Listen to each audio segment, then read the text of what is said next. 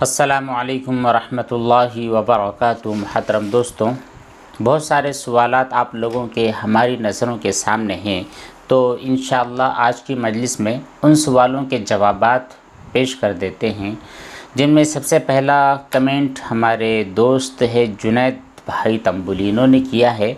और अभी फ़िलहाल महाराष्ट्र में एक जो स्कीम चल रही है जिसका नाम है लाडली बहन योजना, इसके ताल्लुक़ से उन्होंने सवाल किया है और कहते हैं कि मुफ्ती साहब सलाम पेश करते हैं। वालेकुम सलाम। हमारे यहाँ पर चुनाव के बाद में एक स्कीम चल रही है जिसका नाम लाडली बहन योजना स्कीम है, जिसमें ये होता है कि हमारी जो मस्तूरात है जिनमें 21 साल से 60 साल के उम्र के दरमियान की जो औरतें हैं उनको कुछ कागज़ात वगैरह फ़िलअप करके जमा करवाना है। उसके बाद में उनको 1500 रुपये महीने के देने का ऐलान किया गया है। तो पूछना मेरा ये है कि अगर हम अपने ख़वातीन की तरफ से ये फॉर्म पूरा कर देते हैं और 1500 रुपये महीना स्कीम का जो है मिलना शुरू होता है, तो वो इस्तेमाल करना सही है या नहीं है। देखिए जुनैद भाई, गवर्नमेंट की तरफ से जो भी स्कीम अपनी पब्लिक के लिए दी जाती है, चाहे मर्द हो, ख़वातीन हो, या फिर जिन लोगों को भी स्कीम के नाम पर कुछ चीज़ें दी जाती हैं, तो वहाँ पर देखना ये होता है कि वो सूद और गरर के अंदर दाखिल होता है या नहीं। मतलब यह है कि आपको पहले से कुछ पे नहीं करना पड़ रहा है, बल्कि सिर्फ़ आपकी जो मालूमात है, आपकी जो इन्फॉर्मेशन है वो वहाँ पर जमा करवा देनी है। और उनकी कुछ कैटेगरी है कि आपकी इनकम वगैरह कितनी है। आपको बहुत ज़्यादा 2.5 लाख रुपये इनकम तो नहीं है। अगर 2.5 लाख रुपये से ज़्यादा आपकी इनकम है तो फिर आप वो स्कीम के अंदर फिट नहीं होते हैं।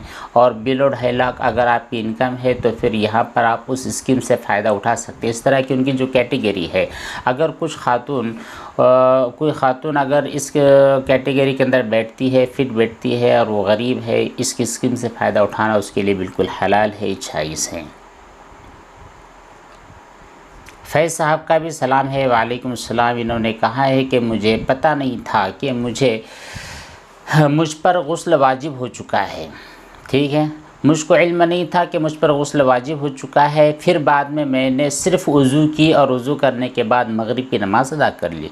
फिर बाद में इशा की नमाज़ अदा की, तो इशा की नमाज़ के बाद कपड़े पे निशान दिखाई दिए, तो फिर मुझे इशा पढ़नी है। मैंने इशा पढ़ ली, लेकिन मगरिब की जो नमाज़ थी, अब उस नमाज की क़ज़ा मुझ पर फ़र्ज़ है या नहीं। मुझे क्या ऐसा करने की वजह से नमाज़ छोड़ने का गुनाह मिलेगा? Reply please. देखिए फैज़ साहब, आपके ऊपर गुस्ल वाजिब हो चुका था, लेकिन आपको इल्म नहीं हो सका, यहाँ तक कि आपने मगरिब की नमाज़ पढ़ ली। तो जब आपको याद आ जाए कि मुझ पर वो गुस्ल वाजिब था, मैंने गुस्ल नहीं किया है, तो अब आपके लिए ज़रूरी है कि गुस्ल करें। उसके बाद जो मगरिब की नमाज़ आपने नापाकी की हालत में पढ़ी थी, उस नमाज को दोबारा अदा कर लें। और दूसरी चीज़ है कि आपने कहा है कि नमाज़ छोड़ने का गुनाह तो नहीं होगा, तो बिल्कुल नहीं इंशाअल्लाह, चूँकि आपने ये जो काम किया है ये जानबूझकर नहीं किया है। आपको इल्म भी नहीं था, बग़ैर इल्म के आपने ये काम कर लिया, यानी आप अपने आप को पाकी समझ रहे थे। जब कुछ देर के बाद आपको हकीकत का पता चला कि नहीं वाक़ईतन मैं नापाक था, तो उसके बाद में ठीक है, कोई मसला नहीं, जानबूझकर आपने नमाज़ को छोड़ा नहीं है। बस आपको काम ये करना है कि आप बाकायदा आप गुस्ल कीजिए और उसके बाद में मगरिब का इआदा कर लीजिए। इंशाअल्लाह आपकी नमाज़ भी सही हो जाएगी और गुनाह भी आपके ऊपर लाजिम नहीं होगा। सादिया परवीन का एक सवाल है, डायरेक्ट ही पूछती है कि मुफ्ती साहब मेरे सवाल है, ठीक है, आपके जो सवाल है, हमारे घर में 1 साल का बच्चा है। जब वो पेशाब करता है तो पेशाब करने के बाद जो उसके डायपर होते हैं या उसके जो कपड़े होते हैं, हम अपनी जो दीवार है ऊपर, जो आपका छत है, छत के मुंडेर के ऊपर आप उसको रख देती हैं। फिर बाद में बारिश का पानी होता है, फिर उस बारिश के पानी की वजह से वो बच्चे के जो कपड़े हैं वो गीले हो जाते हैं। फिर वहाँ से पानी गिर जाता है, पूरे मोहल्ले के अंदर घूम जाता है। फिर हम वहाँ पर चलते हैं तो चलने की वजह से हमारी चप्पल नापाक होती है, हमारे कपड़े नापाक होते हैं और बहुत सारी चीज़ें आपको नापाक ही समझ में आती है। तो ऐसी सूरत में आप क्या करें? देखिए परवीन जी, बेहतर आपके लिए ये है कि जब आपको पता है कि फ़लाँ चीज़ नापाक है तो उस नापाक वाली जो चीज़ थी उस नापाक वाली चीज़ को आप फ़ौरन साफ़ कर दीजिए, ताकि बाद में इस किस्म के सवालात ही खड़े ना हों। अगर आप उसी वक्त फ़ौरन उन कपड़ों को उठाकर धो देती, एक मरतबा अच्छी तरह आप धो देती, 2 मरतबा 3 मरतबा धोने के बाद निचोड़ कर सुखा देती, तो इसने इतने सवालात ही खड़े नहीं होते, इतने प्रॉब्लम ही खड़े नहीं होते।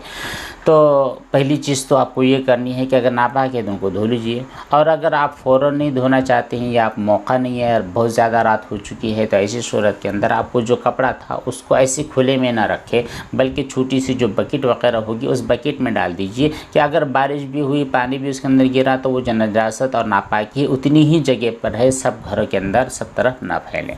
तीसरी चीज़ ये है कि अगर मान लीजिए आपने गलती से ऊपर ही रख दिया है, तो ऊपर रख दिया है तो उसकी वजह से जो पानी वगैरह आपकी दीवार पर और आपके रोड पर और आपके सहन वगैरह के अंदर आए हैं, तो आप तमाम चीज़ों को नापाक समझ भी नहीं सकती है, क्योंकि यहाँ पर कन्फर्मेशन भी नहीं है कि वही जो नापाक पानी है, वही जो नजासत है, पूरी नजासत बह करके वो आपके आंगन में ही आ गई है। ये आपको तकलीफ़ में डाल देने वाला अमल है। तो शुरू की जो 2 बातें हमने आपके सामने बयान की हैं, उन दोनों बातों को फॉलो कीजिए, इंशाअल्लाह इस किस्म की तकलीफ़ से आप बच जाएंगी। अशरफ साहब ने कहा है कि मुफ्ती साहब, इस्लाम में दुनिया की तालीम हासिल करना यानी कि स्कूल में पढ़ना ज़रूरी है या नहीं? अगर ज़रूरी नहीं है तो हदीस, अगर ज़रूरी है तो हदीस के हवाले से बतलाइए। देखिए, क्या नाम आपका? अशरफ भाई, कुरान और हदीस शरीफ के अंदर जिस इल्म का तज़किरा है, कुरान करीम में इक़रा बिस्मि रब्बिकल्लज़ी ख़लक़, और जिस इल्म का जो तज़किरा कुरान करीम में है और अहादीस के अंदर बहुत सारे फ़ज़ाइल वारिद हुए हैं, तो इससे दुनिया का इल्म मुराद नहीं है, दीन का ही इल्म मुराद है, जिसमें कुरान करीम की तालीम है, अहादीस मुबारका की तालीम है। तो ये जो दीनी उलूम है ये मुराद हैं, दुनियावी उलूम इससे मुराद नहीं है।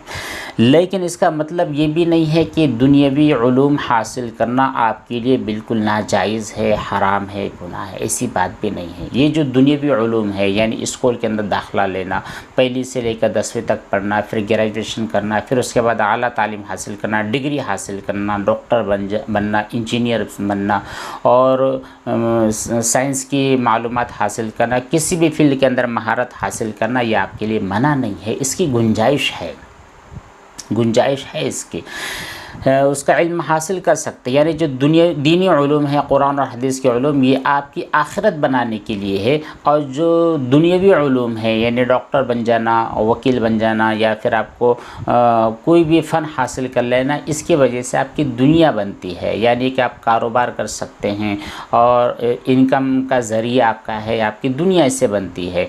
तो ये जो दुनियावी उलूम है, ये हासिल करना मना नहीं है, नाजायज़ नहीं है, हराम नहीं है, बिल्कुल है। लेकिन यहाँ पर भी ये देखना आपको है कि ये इस्लामी जो उसूल है, इस्लामी उसूल के एतबार से, यानी इस्लामी उसूल को मद्देनज़र रखते हुए, अगर कोई खातून दुनिया का इल्म हासिल कर रही है, स्कूल में जा रही है, वो बालिगा हो चुकी है, तो फिर उसको पर्दे का लिहाज करना है। अगर वो डॉक्टर बन जाती है तो फिर वहाँ पर उसको पर्दे का लिहाज करना है, गैर महरम मर्दों के साथ उसको रहना नहीं है। इसी तरह अगर वो अपने मेडिकल की तालीम हासिल कर लेती है, उसने अगर अपना जॉब के लिए मेडिकल चुन लिया है, तो फिर वहाँ पर उसको काउंटर पर बैठना उसके लिए हलाल नहीं होगा, क्योंकि वहाँ पर मर्द आते हैं, और तो वहाँ पर उसको बैक में बैठकर, पीछे बैठ कर के फिर दवाओं की सेटिंग करना वगैरह, ये सब काम कर सकती हैं। इसी तरह टीचर वो बन जाती हैं, खातून अगर कोई टीचर बन जाती है तो फिर वो अपनी जो ख़वातीन हैं, लड़कियां हैं, उनको तालीम दे सकती है, नामहरम लड़कों को तालीम नहीं दे सकती। इसी तरह मर्द अगर टीचर बन जाता है तो उसके लिए है कि वो अपनी निगाहों को नीचे रखे, गैर महरम औरतों के साथ इख्तिलात उसका ना हो।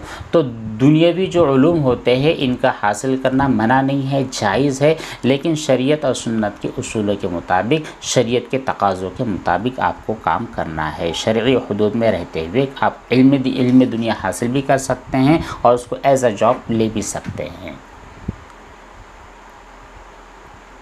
अखिल कुमार,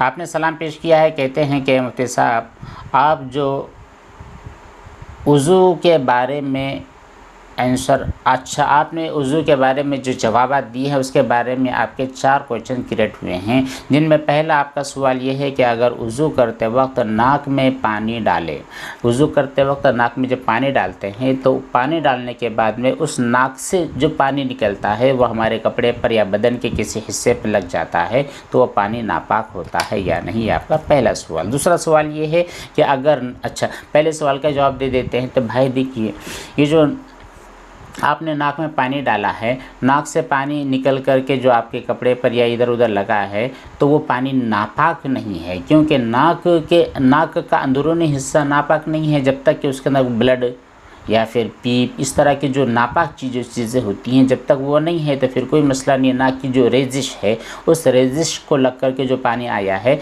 वो उसकी वजह से आपके कपड़े और दीगर आज़ा नापाक नहीं होंगे। दूसरा सवाल आपका यह है कि अगर नज़ला ज़ुकाम है और उस वक्त वज़ू करते वक्त नाक में पानी चढ़ा है, अच्छा ये भी वही आपके उससे रिलेटेड है, तो नज़ला हो या फिर नाक की रेजिश हो उसको लगकर या फिर वो ख़ुद रेजिश आपके कपड़े पर लग जाती है तो आपके कपड़े नापाक नहीं होते हैं। हाँ, सफाई के पर्पज़ से आप उनको धोना चाहते हैं, यानी इंसान की तबीयत इस बात को माइल नहीं करती है कि कोई रेजिश, नाक की रेजिश आपके कपड़े पर लगी रहे और आप वैसे घूमते रहे, तो सफाई के पर्पज़ से आप उसको धो सकते हैं, नजासत इसको नापाक नहीं समझ सकते। अगर छींक आ जाती है और छींक आने के बाद जो बारीक बारीक ज़र्रात है वो उड़कर आपके कपड़े पर, बॉडी पर लग जाते हैं तो उसकी वजह से नापाक होते हैं, यानी तो बिल्कुल नापाक नहीं होंगे। नाक की रेजिश नापाक नहीं है। हाँ, सफाई के पर्पज़ से आप उसको धोना। तबीयत आपको जो छींक आ गई, छींक आपने वो आपका जो रुमाल था या टिश्यू था उसमें आपने ले लिया है तो उसकी वजह से आपका रुमाल या टिश्यू नापाक नहीं हुआ है, हाँ वो गंदा ज़रूर हुआ है। तो गंदगी और नापाकी इन दोनों के अंदर डिफरेंस होता है, इस डिफरेंस को आप तस्वुर करें, समझ ले, इंशाल्लाह आपका मसला क्लियर हो जाएगा।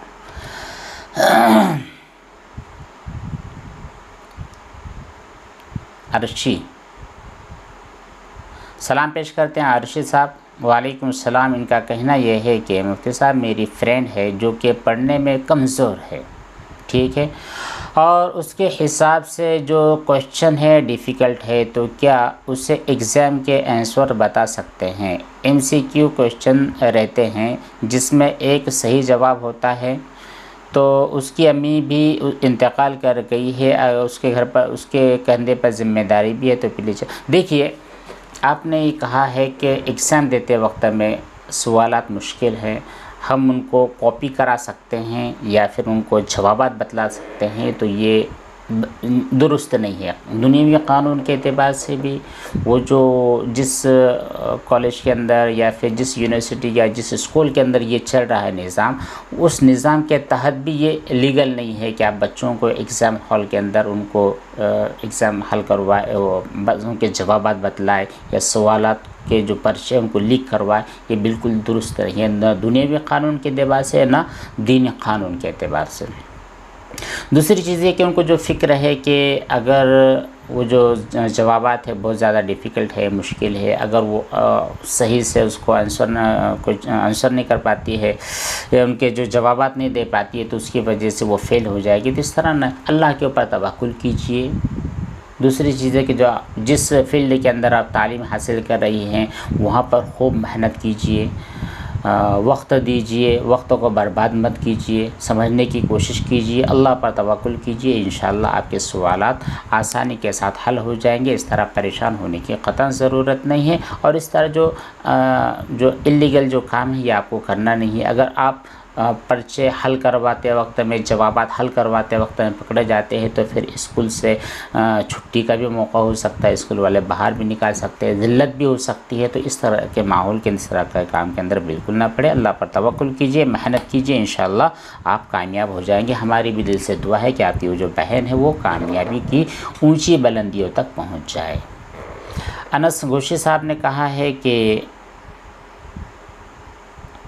कब्र में किस तरह के छींटे का अज़ाब होता है? पेशाब के छींटों से अगर आप बचते नहीं हैं, इंसान का पेशाब हो या फिर जानवरों का पेशाब हो, इनसे आप अगर बचते नहीं हैं तो फिर ऐसी सूरत के अंदर अज़ाब होता है। अहादीस में भी इसका तज़किरा है। फैक्ट्स माइंड में का सवाल करते हैं कि मुफ्ती साहब आपने अपने YouTube चैनल को पैसे देकर मोनेटाइज़ करना कैसा है और अगर कर लेते हैं तो उसकी अर्निंग हलाल है या फिर हराम। पैसे दे करके मोनेटाइज करवाना, मोनेटाइज करवा लोगे तो इसकी वजह से आपकी जो इनकम है, इनकम हराम नहीं होगी, इनकम आपके लिए बिल्कुल हलाल ही होगी। लेकिन अगर आप पैसे दे करके अपने चैनल को मोनेटाइज करवा लेते हैं या फिर आपकी जो वेबसाइट है उसकी रीच बढ़वा ले देते हैं, तो फिर ऐसी सूरत के अंदर क्या होता है कि ग्रोथ ज़्यादा नहीं होती है। ये जो बहुत सारे जो टेक्निकल लोग होते हैं, इन टेक्निकल लोगों की बातों को आप समझिए, सुनिए। जो यूट्यूब वगैरह से रिलेटेड वीडियोस बनाते हैं उनकी बातों को सुनिए, वो आपको बतला देंगे कि आपने अगर पैसा देकर मोनेटाइज करवा भी लिया है तो उसकी वजह से ये जो आपकी जो ग्रोथ है, टेक्निकल एतबार से जो ग्रोथ है वो होने वाली नहीं। भले आपको इनकम हो जाएगी, लेकिन आपके जो लेसन होते हैं या आपके जो वीडियोस होते हैं, चूँकि लोग उसमें इंटरेस्टेड नहीं होंगे तो फिर वो लोग उसको देखेंगे नहीं, उनको वॉच नहीं करेंगे, तो फिर आपकी रीच कम हो जाएगी। फिर आज जो इनकम आपकी बढ़ गई है वो अचानक में कम हो जाएगी। तो ये टेक्निकल बात है। और शरई उसूल के मुताबिक अगर देखा जाए तो अगर आपने पैसा देकर मोनेटाइज करवा भी लिया है तो ये आपकी इनकम हराम नहीं होगी। ठीक है, बस इतने ही जवाबात। इनके अलावा बहुत सारे सवालात अभी भी बाकी हैं। इंशाअल्लाह उनके जवाबात अगली नशिस्त में, अगली मजलिस में देने की कोशिश करेंगे। दुआओं की दरख्वास्त। वस्सलामु अलैकुम व रहमतुल्लाहि व बरकातुहू।